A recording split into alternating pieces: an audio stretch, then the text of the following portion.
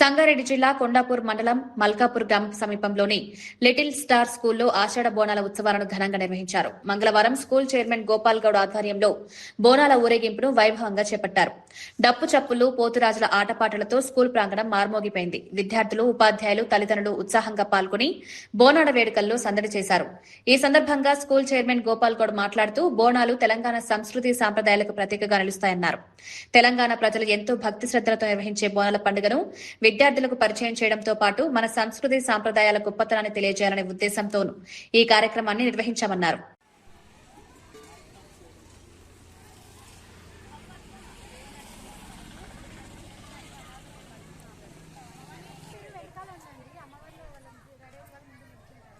My name is Saidika. Today we are celebrating Bonalu in our Little Star School. We are so grateful to celebrate this in our school. This all praise goes to principal sir and remaining staff. Thank you everyone for celebrating this for us. ధన్యవాదాలు. తెలంగాణ సాంప్రదాయమైనటువంటి బోనాల పండుగ మా little star స్కూల్లో ఈరోజు జరుపుకోవడం జరిగింది.